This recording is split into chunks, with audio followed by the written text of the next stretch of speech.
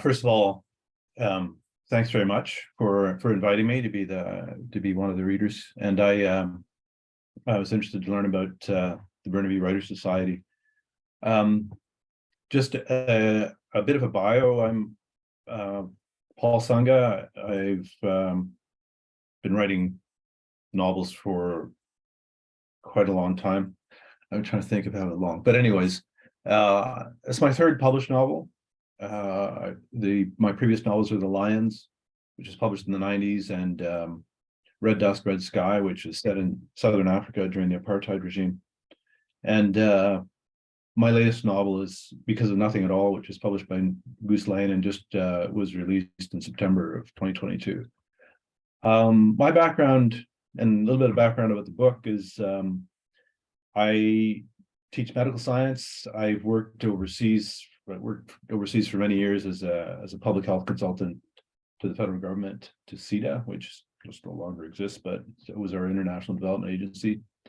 And this book is quite a bit about that, or at least it's based on quite a bit of my experience. It's working in the public health area and as a medical science teacher and public health practitioner.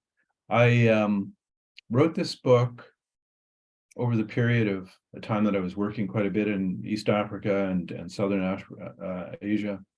It's an exploration of a number of different issues in terms of the kind of meta ideas, but the story is about the abduction of some international consultants in the Turkana area of Kenya, which is quite a remote area on the border of Kenya, Ethiopia, and Sudan. So I took a long time to write the book. It's really a meditation on some of the bigger issues that confront not only consultants, but also local people, and also tries to address some of the issues that I think burn in many of our minds about why we are in this era of so many unanticipated, sometimes, I guess, unexpected acts of terror that everyone wants to know at times what drives people. It's part of what novelists do, I think, is look at the individual characters and motivations.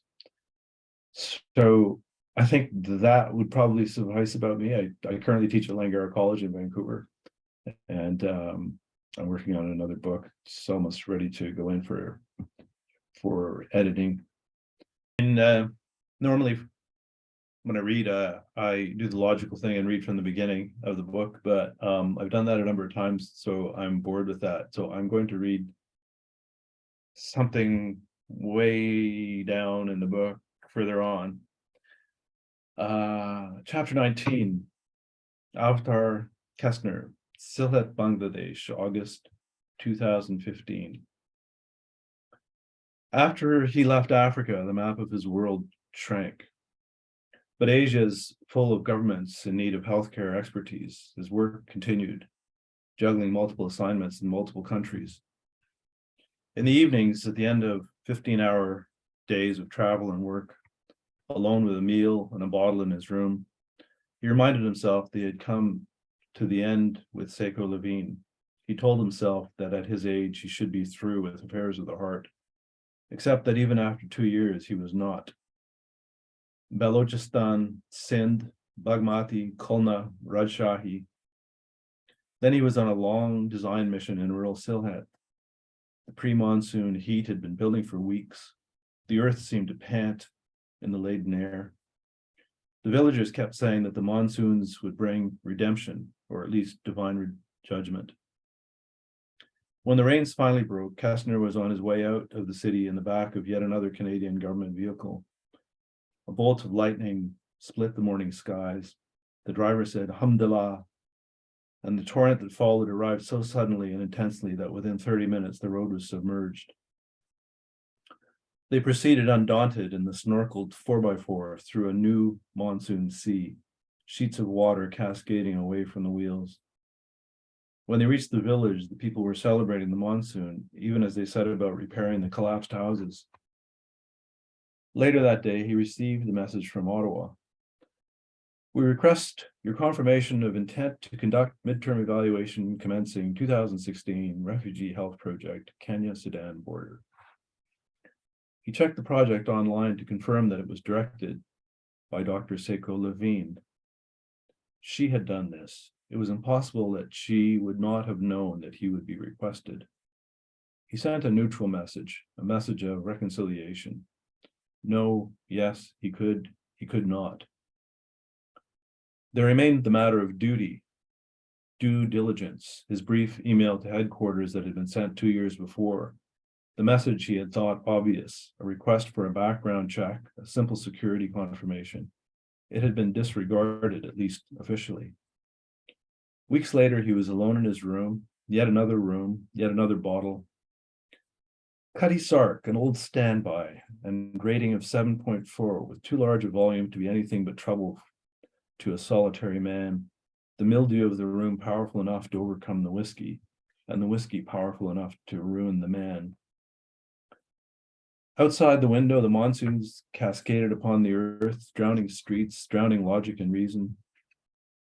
At that time, he became aware of the little doubts, the thread-like hatchlings of seed and ova, of ambiguity and guilt. It was as though the community of his organs and tissues knew what he did not, that he would not have peace, that he would not have Seiko Levine. They were threads, then the threads annealed into strings that twisted upon themselves into coils, strings into ropes of ambivalence, supercoiled, interferers of peace and sleep and rest. Profound and mysterious, these little doubts, auto-suggested into existence, vying for life. They were at first vague sensations of the abdomen and chest, a nervous tangle of dehydration, mortal anxiety, ulceration, a bruised or broken heart. In due course, they grew pearly teeth that gnawed and nipped. In due course, the immune system awoke and commenced a feeble hand-waving. Physician, heal thyself. Physician, seek a physician. He disdained to seek other clinical opinions. Other diagnostic signs would make themselves known in time. He set it aside, prodrome, a spawning crisis, episodic, evolving, a condition which his clinical colleagues would refer to solemnly as grave, with straight faces, deadpanning words like innocuous, indolent, irregular, rampant, exuberant, aggressive, benign, untreatable, multifactorial, idiopathic, a fulminating case of seriousness, a rampant idiopathic disaster. It mattered little. Tumor, parasite, lesion, an acute inflammation, pervasive and diffuse, a humoral crisis, an established fibrosis, dystrophic calcification, an aneurysm, an occlusion, a thrombosis to lay low the devil himself. In the morning, with the royal shakes from whiskey, not his disorder, barely suppressed, he stumbled down and had his tea at his usual table in the hotel restaurant among the consultants and international officials. They were all there, the agricultural assistance programs, the community development programs, maternal health initiatives, infrastructure assistance. They were the top graduates from prestigious schools, the fortunate selections of the multilateral and bilateral agencies, UNICEF, MSF, ICRC, USAID, CEDA. All the acronyms were represented beneath the monsoon thunderheads that boiled up in the sky as the microbes on the ground surged and spawned. He drained his cup of tea, was unable to eat, and joined his driver for the nauseating ride to the villages. The monsoon rains were ceaseless. Flooded roads swirled and roiled, wastewater spilling through the lanes where children waded in back and forth from school in teeming bacterial soup, the air steaming. Roofs gave out and collapsed as the rain poured in, and walls dissolving. In the fields, dinner plate leaves gave an illusion of abundance and health. Mobs of children dove into the new monsoon seas. Silicon chips, credit card wealth, fast food appetites, obesity, and unconstrained consumerism were mere rumors here. Not far to the east, the foothills and tea plantations were darkly misted, verdant. A cow lowed and its bell clanged. The district was mud-bound and beautiful, the way Seiko Levine would have it. It was another multi-million-dollar rural health program in a place that had subsisted at a constant and uneconomic level for centuries, a place of villagers who sewed their own clothes, milled their own grains, lost children to drowning and infections, were struck down by cyclones and floods, who clung to their traditions of bearing as many children as possible, who beat the surviving children into submission, terrorized their womenfolk into servitude, defecated in the same places their forefathers had, celebrated scriptures written in a distant era in a language they neither read nor understood, and so were subject to the interpretations of designated men who were bestowed unearned and holy authority. It was a place of unequaled misery, fear, exaltation. An entire international project was devoted to replacing the awful old life with a modernity that consisted of styrofoam, plastic wrap, mountains of discarded tires, plastic water bottles dotting the seas, stupidly priced designer sunglasses, Hollywood film previews, pharmaceutical carelessness, profanity spewing children, internet sex, and mobile music. Kessner stopped and wondered, less convinced of his role and his task each time he took on an assignment. A young girl in a Slovarkamise bid Kessner come observe the village committee as they began a participatory planning process he had foisted upon them for the new foreign-funded clinic and school. The committee consisted entirely of excited young women, which meant that their projects would be regarded by the village leaders as frivolous. But foreign money supported it, and government officials were looking on, so the village elders were content to let their daughters play. Kessner performed his role.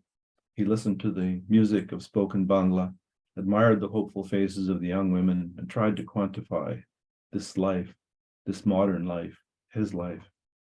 If he were an ancient soul, he was a small one, capable only of immediate concerns. He was less than that, a pointless aggregation of cells, a ball of neurons irritated by light and sound, formed from a melange of genes from ancient places, projected into an incomprehensibly modern circumstance. There were logistic details to attend and divert. He had to get himself from Bangladesh to East Africa and Levine refugee camp number 2.